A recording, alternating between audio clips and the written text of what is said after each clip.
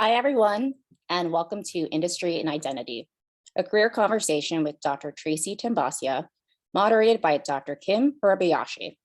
Industry and Identity is a USC Asian Pacific Islander faculty and staff association event series that invites USC API staff, faculty, and alumni to speak about their careers. In addition to sharing how their identities have influenced their journeys, guests will explore a variety of professional development topics.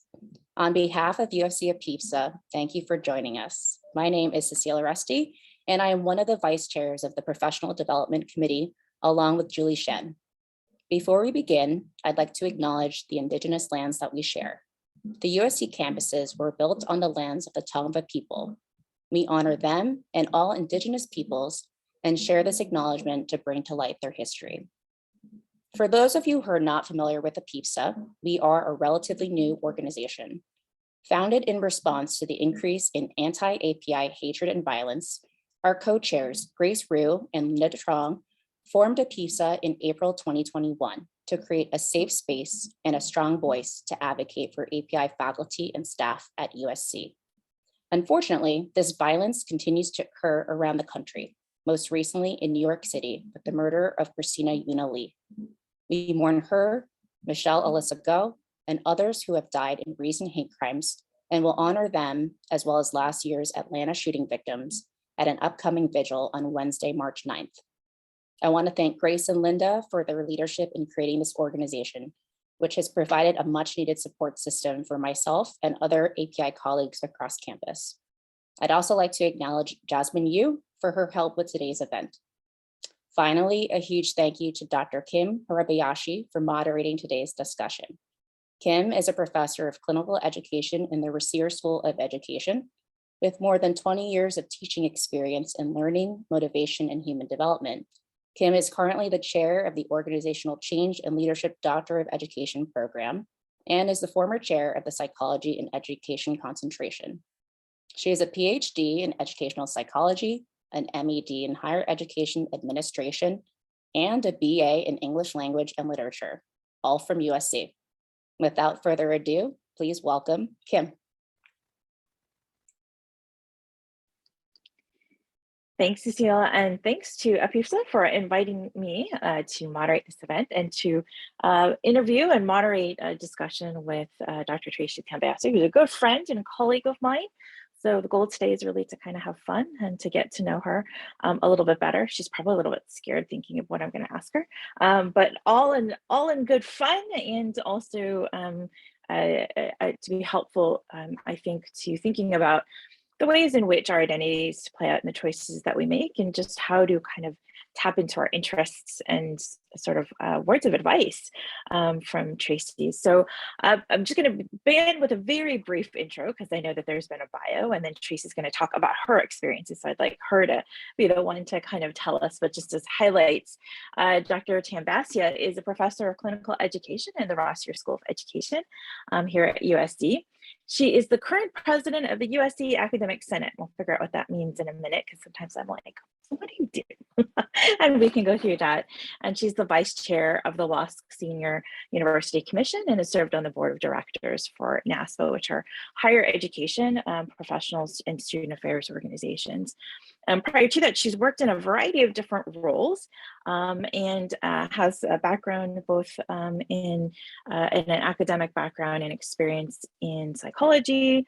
Your BA and MA are in psychology, and then she has an EDD here from USC as well. So welcome, Tracy. And without further ado, let's kind of maybe get started, if you're okay. Yeah, hi Kim, thanks for being here with me. And hi everybody, happy to be here today. And I'm looking forward to the conversation, although I've told Kim, keep the hard questions away, because this is supposed to be a light, good conversation. I don't know, does Anderson Cooper shy away from asking the hard questions? I'm channeling my inner interviewer today. So Tracy, maybe just start out by telling us a little bit more about your current role at USC, and then some of your career highlights, and to kind of get to this point, and sort of what does President of the Academic Senate do? Let's kind of start there and highlights. Yeah, so that's the burning question. So I'll start with that. and I'll talk about some of the other roles I've held professionally as well. So basically, President of the Senate. So there are two titles: President of the Faculty, President of the Academic Senate, and essentially this is an elected faculty role. It's part of the shared governance process at USC, which is really kind of a unique process of shared decision making that takes place in universities, often between the faculty, those who hold academic roles, and also the university administration. So at USC, there's an election every year, and now it's an election by the full faculty. And the USC faculty get to elect who serves on the executive board. So these are the president and vice president roles at large, secretary general. These are individuals who basically organize Senate meetings, meet with university leaders, and work very closely with faculty on a weekly basis to understand their concerns, their needs, what they're interested in, what they hope for, all of those things.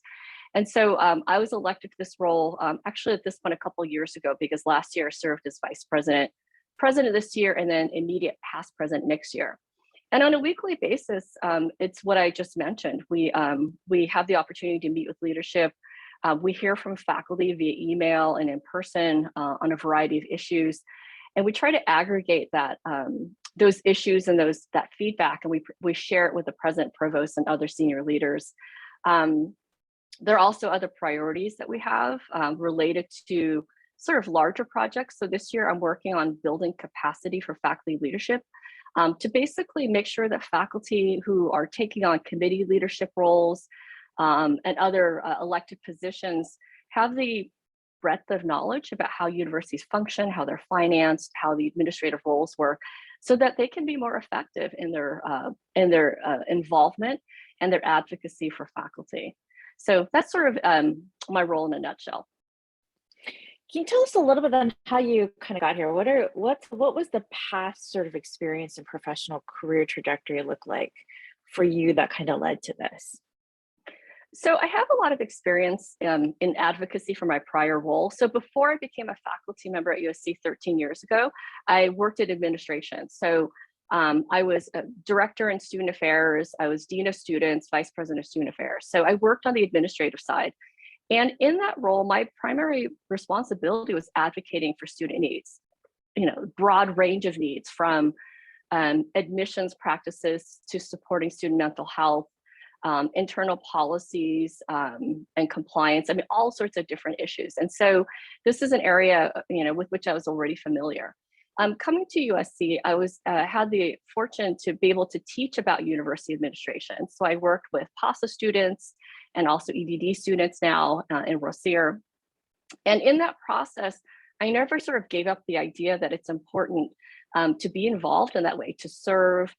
So therefore, that's why I worked, with NASPA, as you mentioned, ACPA externally, and now I also serve with WASC on accreditation issues as well. So this has always been part of what's been important to me. And so it was a very natural fit, I guess you could say, in transitioning to serving on USC Senate committees and supporting and advocating for faculty needs as well. So definitely a different, population, different community, different priorities, but very much the same idea that it's important for people to step up and to commit to advocating for others and not just oneself and my own immediate concerns, but to represent others' needs and concerns as well. So in terms of like that advocacy and that interest, are there certain parts of your experiences, your history, your lived experience, your identity that have informed those career passions or the interests or the choices that you've made? Yeah, that's a harder question because, I'd have to sort of think back to my upbringing. So I come from and I think this is the direction you're going. So you can steer me differently if you want to know something else. But I come from an immigrant family. So I grew up. I grew up in an immigrant family. So my family immigrated when I was very young, Chinese American, and I think very early on I began to understand difference. And even though we live, among a very vibrant and large Asian American, Chinese American community, it was always clear that language and culture was different. And I think that at a very early age, it sort of helped me realize that it's important to have individuals who advocate for you to help bridge differences. And just also mentor, because there were a lot of things I just didn't know or understand that my family didn't know necessarily growing up. And so I think that shaped in some ways my early interest in psychology, but also my interest in serving in roles like working in higher education, which has been my whole career, first in administration and then as faculty. It very much shaped my understanding of how important it is to have institutional agents or mentors or individuals who really think deeply about who's invisibilized, who isn't present, to think deeply about who's silenced or whose voice are we not hearing, and all those types of issues. So I think in indirect ways, Kim, it shaped what drives me to work in the field, and what drives me, but not directly, titles and roles so much, but also my commitment to working with and supporting minoritized communities and advocating through research, and through my individual work, supporting dissertation students, teaching classes and making sure that equity and inclusion are topics and are areas that we discuss and that we struggle with and that we bring into the classroom based on real case studies that we're seeing in the world around us. Talking a little bit more of mentorship, can you talk more about that? I know you spent a lot of time in your career mentoring, right, to others, whether it's doctoral students or through professional organizations and higher education. Can you tell us a little bit about what that mentorship experience has been like for you over the course of your career? And what advice would you give to others about seeking mentorship or becoming a mentor themselves? Just what are your perspectives on mentorship and how we can engage more in that process of mentorship? Yeah, so there's a lot there. So I think I'll start by saying I think the best mentorship relationships are ones where you don't even call it mentorship, right? It's just a relationship that you have, and they're individuals with whom you feel safe. And for me as a mentor, they're just people I like, right? So I meet graduate students, I meet colleagues who are early career, and I think they're just really great people. And I'm able to sort of see, what their impact is, and I want to be a part of helping them move along in that. And so I think that mentorship or those relationships have to come from authentic places. You have to like people, those individuals to want to work with them. So I'll start by saying that. I think I've really benefited both as a student and then in my career professionally from people who have gone out of their way to say, hey, here's an opportunity that I think would be really great for you. Would you be interested?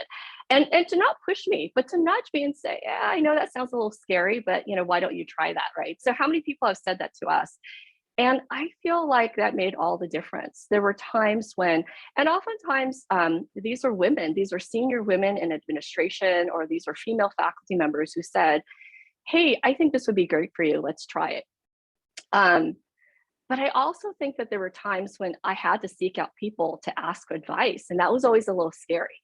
And in those ways, I think my relationship with those mentors was more narrow. I would only reach out to them if I had a specific question. And I, again, was very fortunate because they were willing to entertain my question. And it could be very narrow, like, here's one opportunity. Can you give me some advice of whether you think I would be good at this? And they would respond. And I may not even speak with them again for months or even a year. But I think it's important for us to think about mentorship relationships as layered. They're not the people necessarily that you get to see every day. They may be people that you only communicate with every so often, maybe at a conference, or maybe you have coffee once in a while. And then there are people who care broadly, know a lot about you, maybe know you from years ago.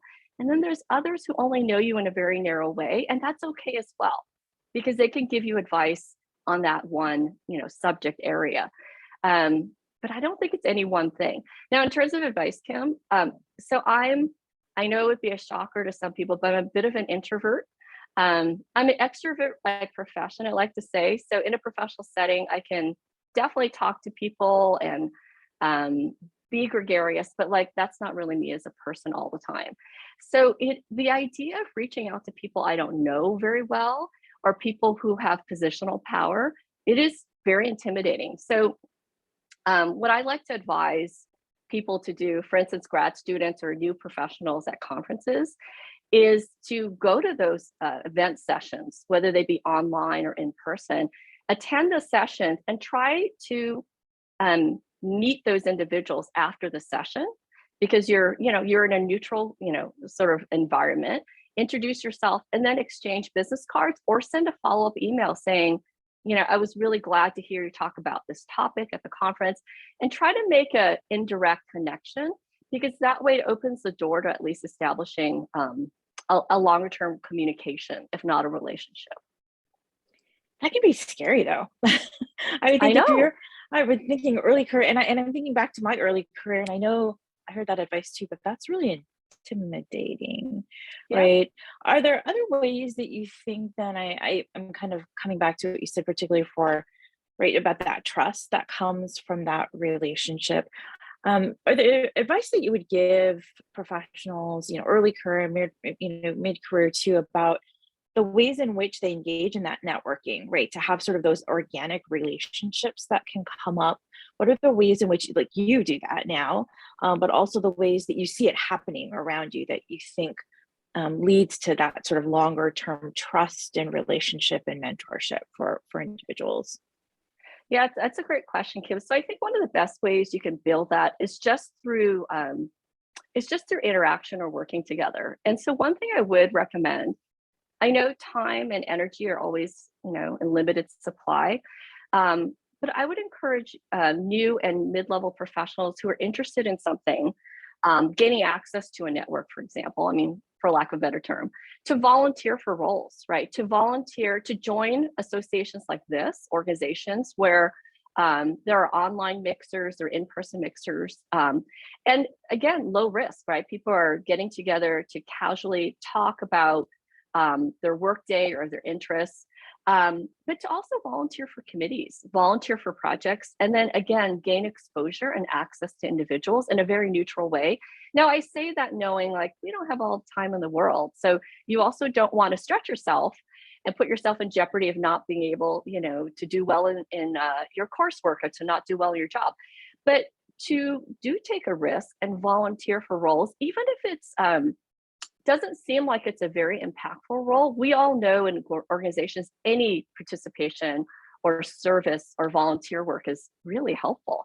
And so I often made my way into organizations that I later, served on boards for by just volunteering, as a conference for ACPA and NASPA, a conference submission reviewer. I would submit, presentations. I would volunteer to review applications for whatever. And then you work your way through as you begin to meet more individuals, and they realize, oh, you're reliable, you're great, let's involve you more. And that is one way. It isn't 100%, foolproof strategy, but sometimes showing up or giving time means all the world. And people don't realize that. You don't necessarily start at the board level, but you start by learning about an organization and, the great amount of work that goes into it.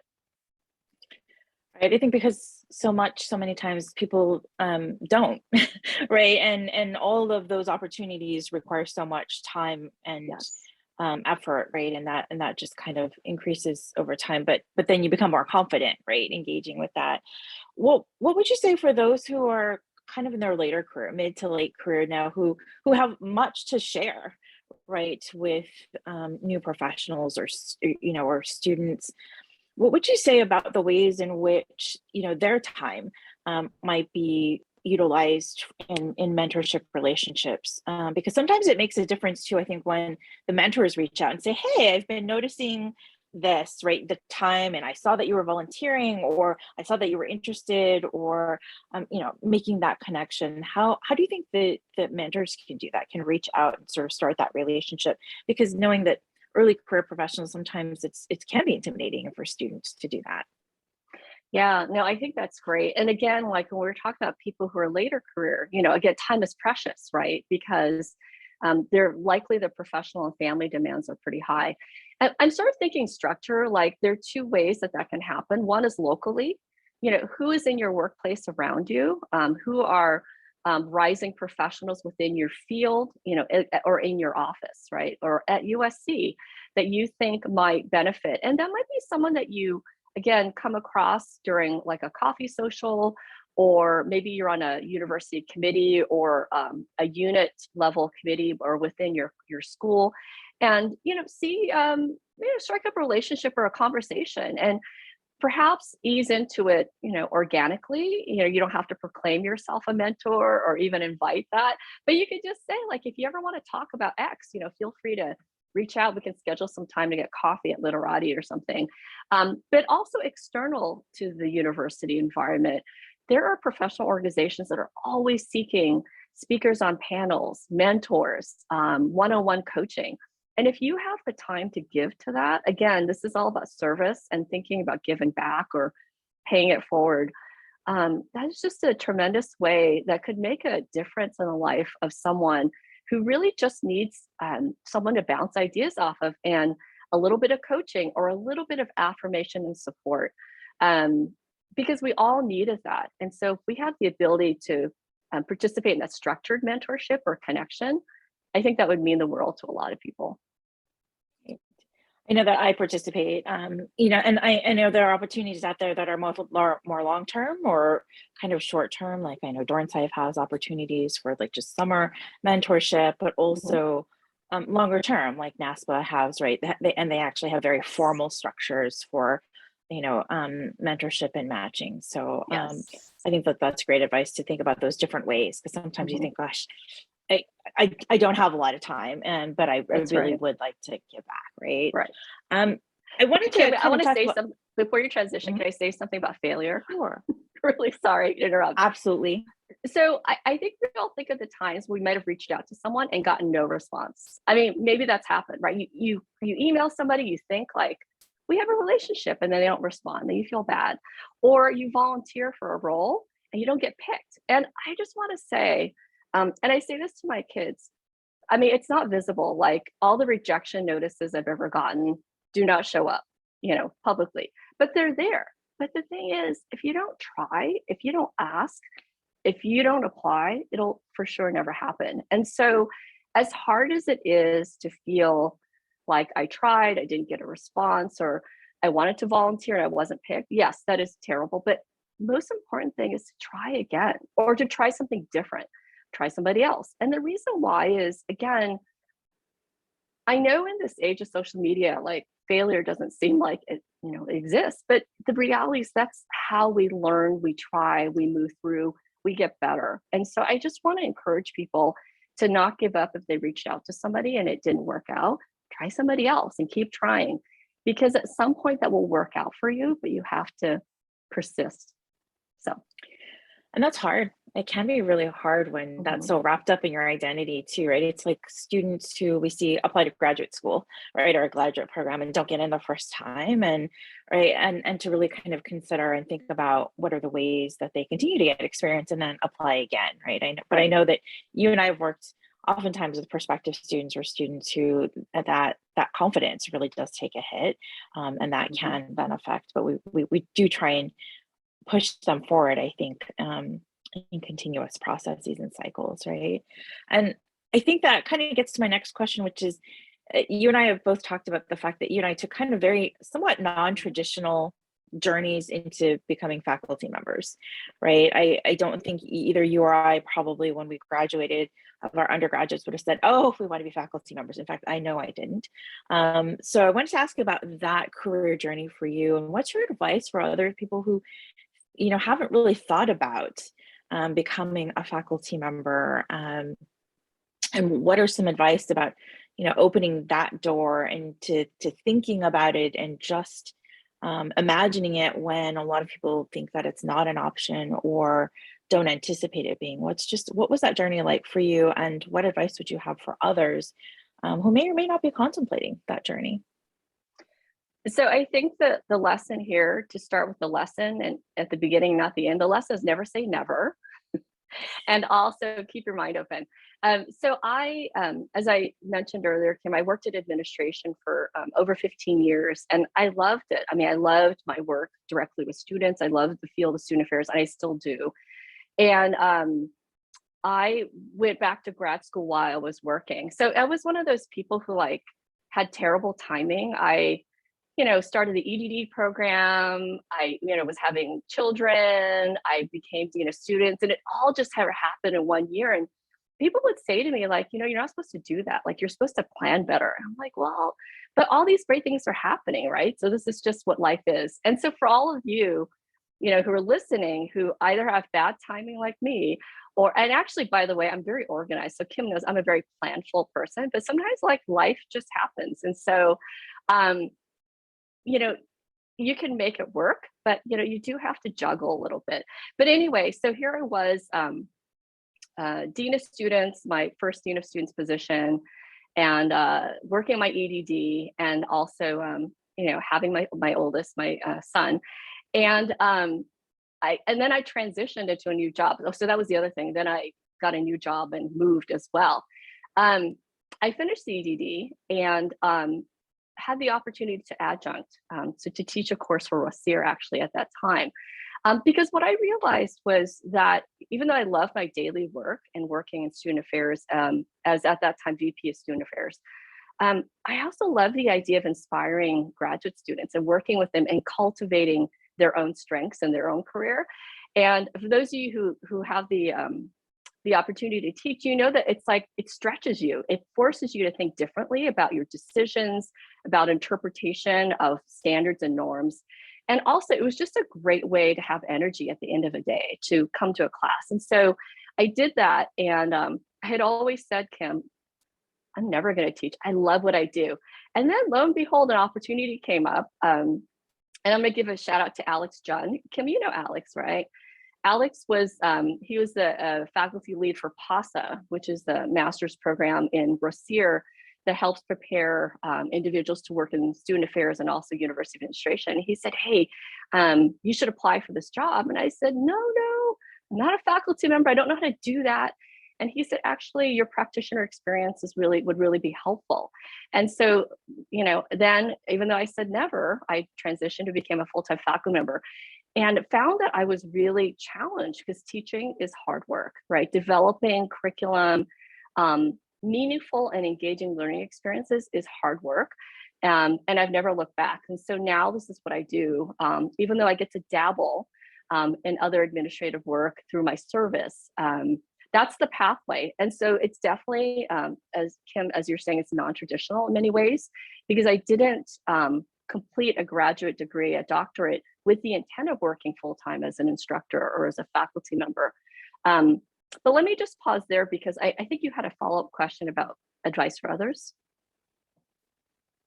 And I'm wondering that I think so often that, I've talked about that we hear that a lot. Oh, I would never think about becoming a faculty member, or I don't think, and a lot of that is, true, like choices and passions, but also sometimes I think that imposter syndrome comes through and people thinking, gosh, I don't have the experience or the background or the fill in the blank to be a faculty member. And I know that we've always advocated for faculty representation. And I just want to, think about the ways that sometimes we've pushed students to really think about that, or others that we've seen. And it is hard because they'll say, I've never seen myself as a faculty member, right? And how do you encourage people then to kind of consider that in the ways in which perhaps we help open up people to think about that career pathway as a result as well? Thank you, Kim. That's a great question. So you're right.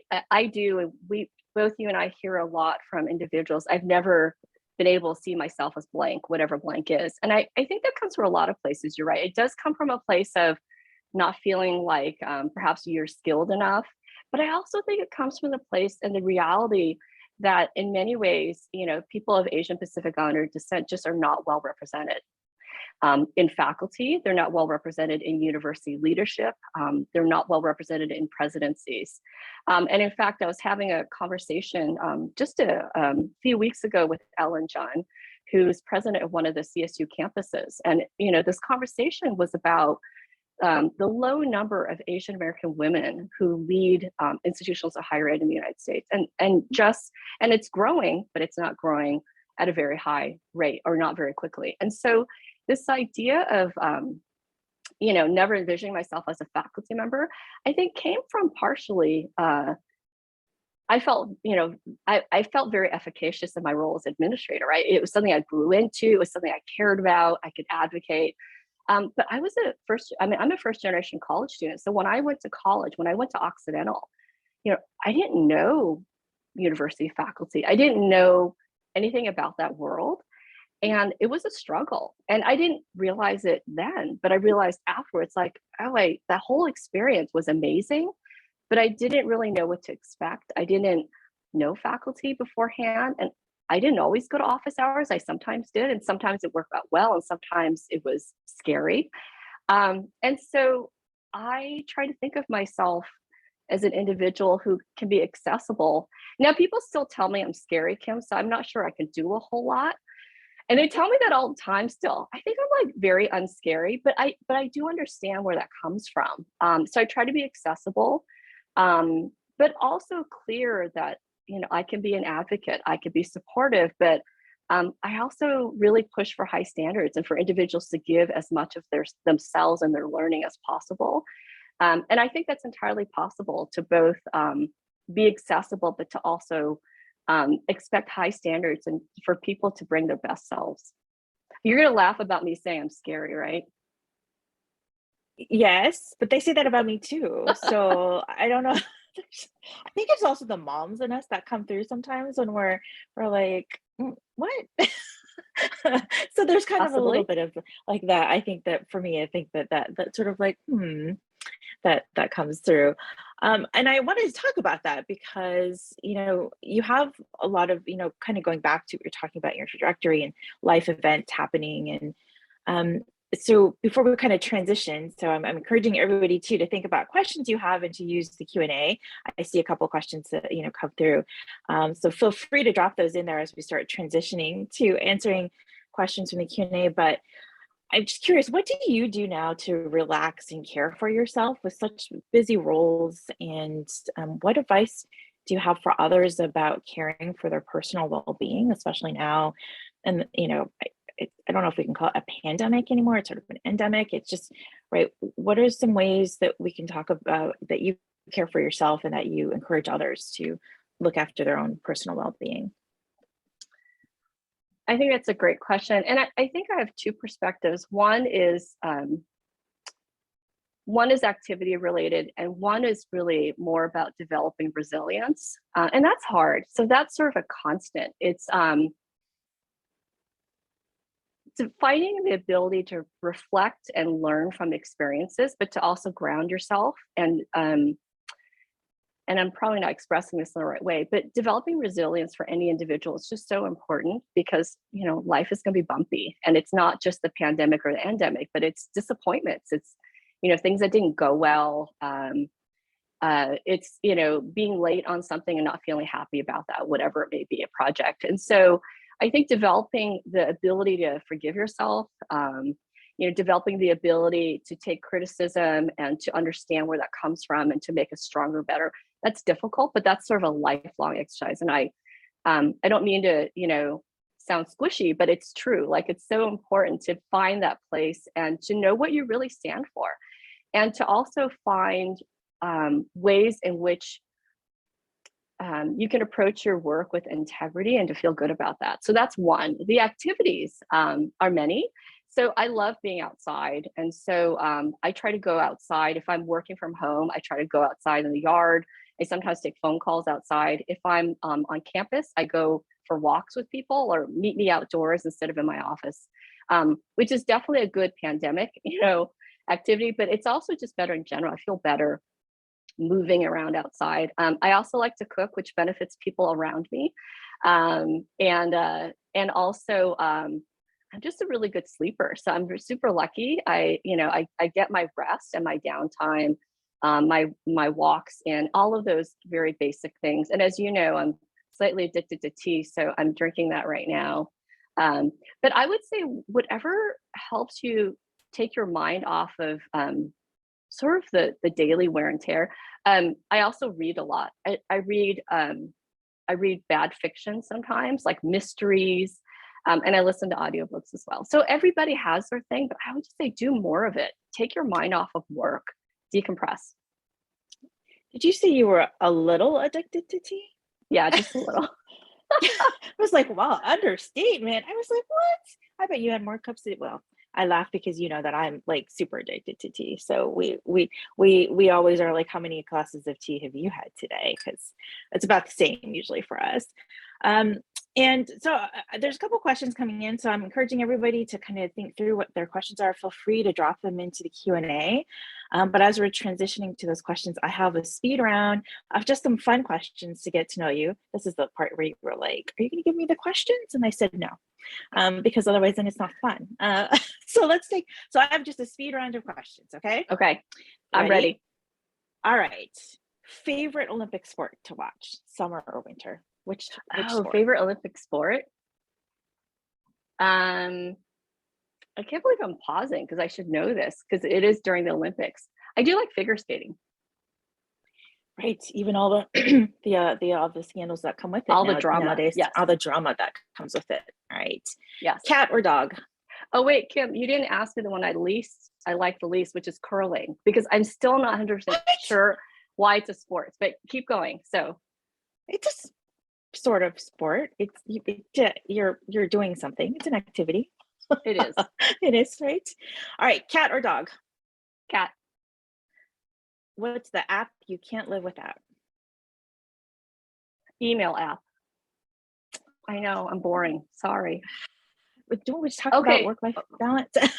Okay, well, so the other thing that I spend a lot of time on, unfortunately, is I'm a news junkie. And so I like the New York Times app too. I'm super boring. Sorry. I'm not like a Facebook person or anything.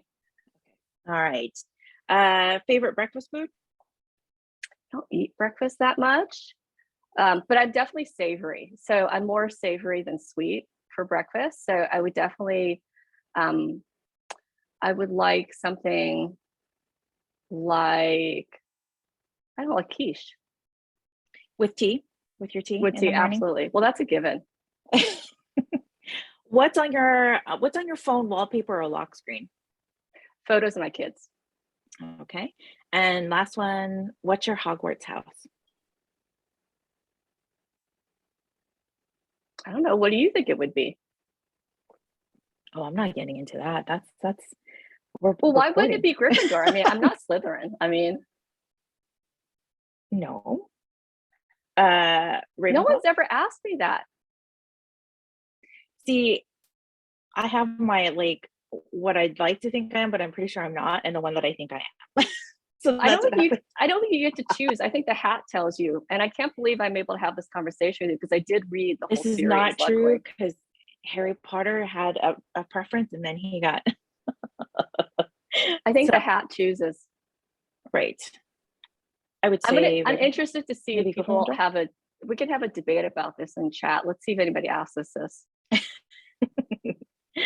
All right. And so we got questions coming in. So I'm going to pivot to those questions. And we're going to start with the first one was thank you, Tracy, for sharing your time and your insights. I'm interested in your perspective on what has changed and what's still the same in terms of the institution, I think at USC, in relation to students and employees of color, specifically the PETA community, leaving this fairly broad, given your experiences. What has stayed the same and what has changed in the time that I've been at USC? Mm-hmm.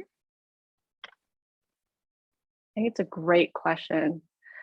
I think that there's greater awareness,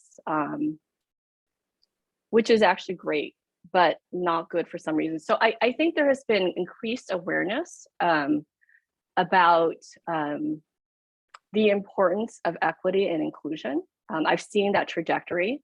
I think that's amazing because it's long overdue, and I think it's important for communities to support one another and have allyship.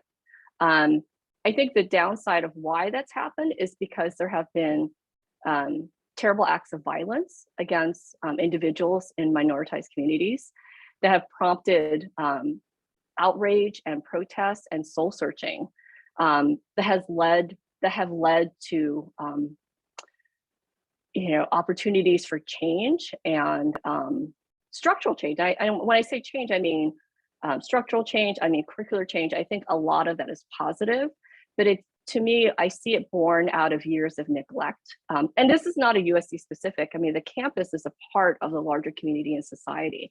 But so I think I see some good and some really terrible circumstances that led to that. In terms of changes within the APA community or the API community specifically, I've seen a greater sense of, again, community, and I think it's amazing that this organization was developed, because I think it coalesces the desire to not only build those relationships and networks, but to just be together and to share experiences and to talk about the strengths of what this community brings to the university. As I mentioned earlier, Kim, I feel like API communities are often invisibilized on university campuses. I know that in my role as senior administrator at other campuses, that I was often, very often, the only. I was, sometimes the only woman. I was often, for sure, the only individual of Asian descent. And although it was never, it was never obvious and that I was viewed as other, as a woman in particular. Often I wasn't heard. It was much harder to break into a conversation. I still experience the phenomenon where I'm left out of conversations and I have to sort of reassert myself on email chains, threads, and et cetera. And so even to this day, it's a phenomena that I experience. And I suspect that others who are listening right now and are very effective in their roles every day experience as well. And I haven't been able to solve that except to assert, like, okay, I need to be a part of this. So does that mean sort of stepping forward in that conversation, to not waiting for the invitation, but to say, I have something to say here. I have expertise, I have experience, and I have the wherewithal to contribute to this conversation. Is that what you would recommend to people, just to kind of step into that? As scary as it can be, to do that?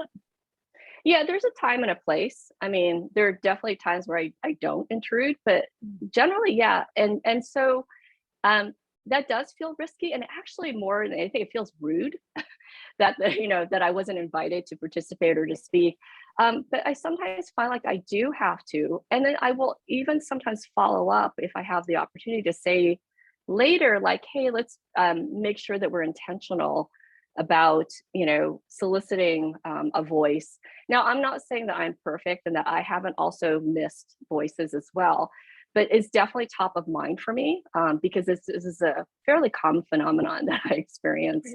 And again, this isn't USC specific, but since the conversation really is about changes that I see, is we have to help create some of those changes as well in behavior and environment.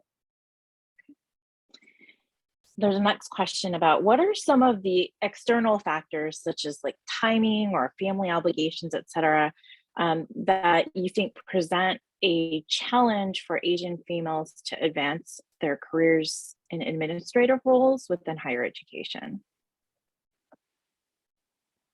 I'm not sure I'm clear on the timing issue. I think in general for women, there are often a confluence of this might be bad. Oh, this might be related to my, joke about my bad timing. But in general, I think for women who are who want to seek careers, who want, postdoctoral education or doctoral education, that postgraduate education, that there is a time issue at times. And I would say that it's important to have environments that are supportive of all of your goals. And I'll just talk about workplace, for example. I remember when I was working with master's students, and at that time I had a young family. And Kim, you probably hear this as well. People will say, how do you do it? Like you have, I don't think that I would be able to have a career in this field and also have kids. And what I would say is you get to decide what you want in life. And your employer doesn't get to say that, and the field doesn't get to dictate that. So you commit to what it is that you want to accomplish, and you will make it work. Now, will there be hard moments? Yes. Will you feel pulled? Yes. but it's not insurmountable. And if it's something that you want to achieve, you need to set your sights on it and not allow others to dictate 20 years on to say, well, I was never able to have children because my career didn't allow it.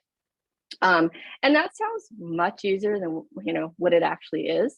But the reality is that you get to choose. And again, it doesn't mean that there weren't nights where I got less sleep because I had to meet a deadline. But overall, I am happy and satisfied with the choices that I've made, but it's not the same path for everybody, right? So Kim, you and I have colleagues who make other choices. That is great. I support them in that, but that's what they wanted.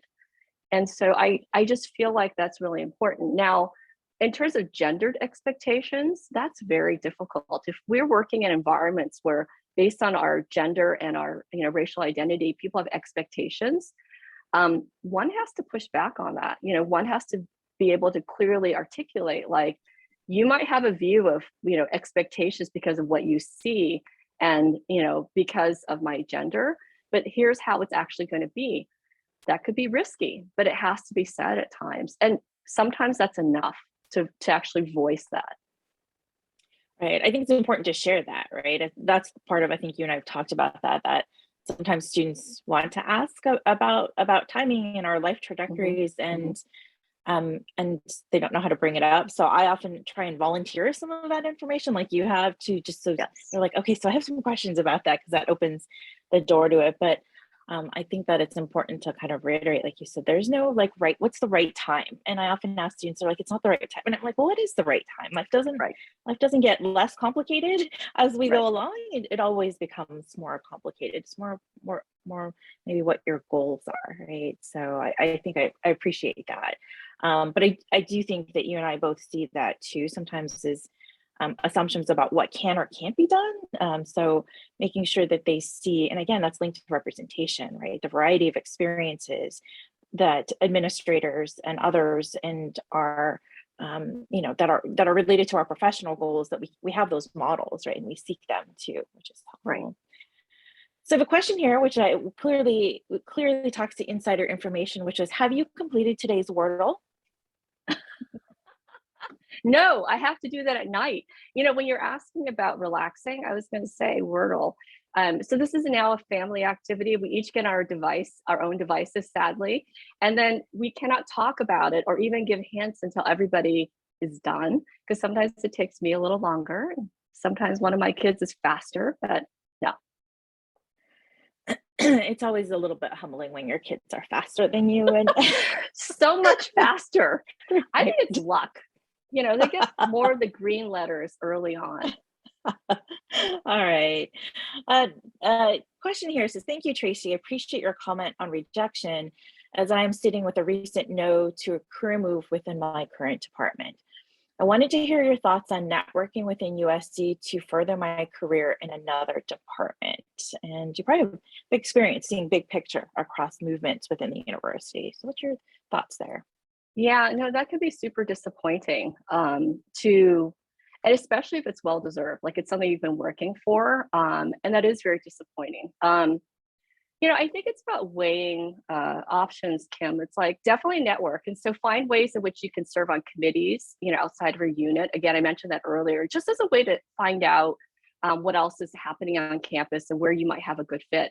But beyond that, sometimes we are comfortable with, and we really deeply care about the environment in which we currently work, and we're committed. So the idea of leaving that is not, doesn't sound great, right? Because we know the work, we know the routine, we know the people. But sometimes stepping out into something a little scarier will not only stretch you, but also open you up to something that you had never anticipated before. And that, that sort of takes being at the right place, the right time for you in life to make that leap. But I would say more often than not, you're going to find that support and validation and that strength and those new challenges elsewhere. So as hard as it is, consider looking elsewhere, just to make you feel, to give you the sense that you have movement and that you're growing.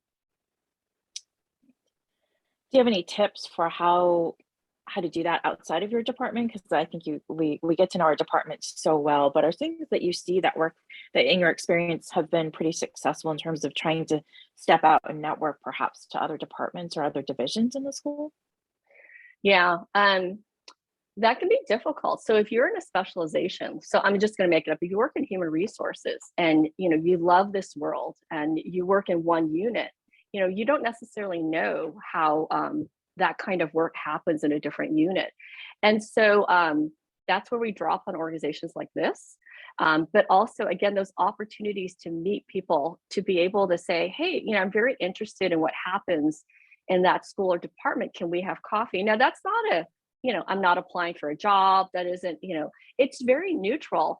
And in that process, you can learn more about work environments, because we know that work culture really matters. We know that leadership matters. You can get a better read on what the supervisory style is. Those are informal opportunities. Formal opportunities, again, are sort of university-wide committees, or even when we're hopefully back in person, again, going to events or lectures or socials that are housed, getting invited, like Kim, maybe you can invite me, to a social in a different place, right? Or, just so that, or you might say, oh, I know someone who works there. Let's go together. I hear they have a guest lecture that's going to be amazing. It's going to take effort and a little bit of time, but that's the only way that you get sort of the inside, understanding to decide like, oh, that's a good place. Next time there's an opening, I'll apply. So we got a couple of questions that I want to answer, hopefully in the time we have left. I have a question here that says, thank you, Tracy. After completing the EDD program, how should I prepare to apply for adjunct faculty positions without teaching experience? And if not at USC, for example, maybe something like Cal State LA. Yeah, I hear the Cal State system. Cal State system. Yeah, I hear a lot of, as you know, we hear from a lot of EDD grads or doctoral grads who want to be able to do some adjunct or part-time teaching. So there are a couple of different strategies. One is to create a CV or resume that highlights teaching experiences, even if they're not course teaching. And so to the extent that you're leading workshops, or that you're doing trainings, and if you aren't doing that kind of work, try to volunteer so that you can do that as well. So that you can demonstrate that you know how to construct a curriculum and that you can execute it and assess it, right? And in that process, if some of it is in person or some of it's online, so basically being able to develop a course plan for an online course, or a course session for an online training or workshop. Those skills are really coveted nowadays. I don't need to tell you that half of our life is spent online now. And so being able to effectively teach online or in person would be important.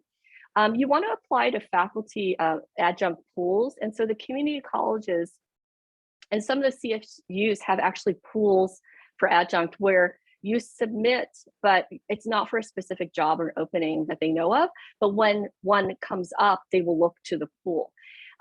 Within that, you probably need to network a little bit. So you want to draw upon your networks to meet people who are currently teaching full-time, so that they're aware of your interest and that your application is in the pool, or that you're in the running for these adjunct positions.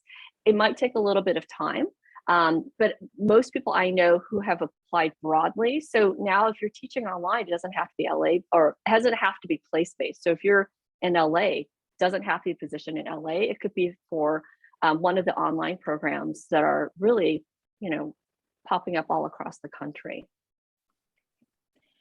Two last questions. So this question is, Tracy, I agree that the API faculty appears to be less visible at USC compared with the time when Steve Sample was the president.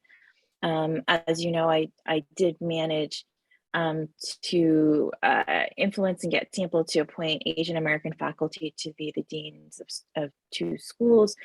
What is the possibility within the current USC administration, sort of, I guess, the current climate, perhaps?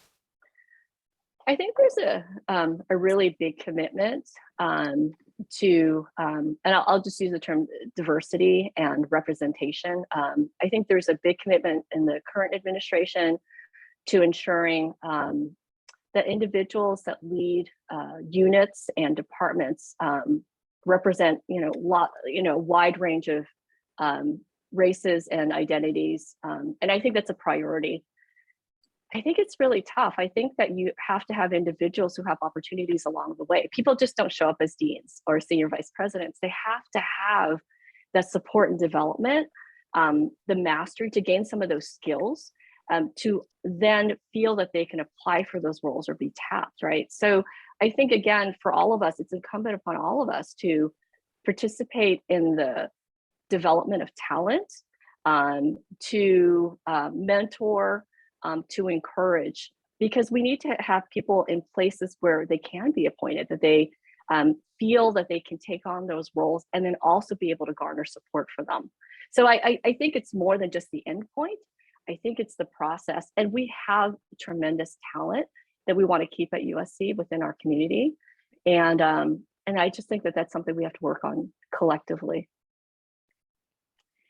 The last question are Dr. Hirabayashi and Dr. Tambascia open to us reaching out to them? I am, and I will put my email here in the chat box as well. And will the recording be made available? I ask because this session has been empowering and helpful, and I would appreciate being able to rewatch the session. And with that, I'll let Cecile take over and answer that. But thanks so much, Tracy, for sharing your experiences. I really appreciate it. And I thought it was, I learned a lot too. So, and thank you to Cecile and APIFSA for inviting both of us today to this event. Yeah, thank you, Kim, and to everybody else also for coordinating. And yes, you can reach out to me. I don't know that we can chat to the group, but my email address is, of course, very findable at USC, but it's tpoon@usc.edu. So TPON. But I'd love to hear from you. Thanks, Tracy, and thanks, Kim. I wrote down, Tracy, you said you get to decide what you want in life. So I'm gonna cherish that quote for a little bit. But Tracy and Kim were actually our first ever guests for this industry and identity series. So thank you so much for stepping up and being part of it. So happy to have you, and thanks for everybody for tuning in today. And if you're interested in learning more about USC APIFSA, you can visit our website. It's at apifsa.usc.edu. We're also on Facebook and Instagram. If you're on there, it's usc.apifsa. And if you'd like to contact our co-chairs, ask some questions, or join a committee, you can email them at apifsa@usc.edu. And as I mentioned, we will be having a vigil coming up on Wednesday, March 9th. And if you'd like to join our next general meeting, which will also be an advocacy town hall, is happening on Friday, March 4th at 1:30. And to answer your question, Christine, yes, we will share the recording of this webinar, so you can watch it afterwards and share it with anyone who wasn't able to come. So with that, thank you so much for being here, everybody, and have a great day. Thank you. Thank you. Take care.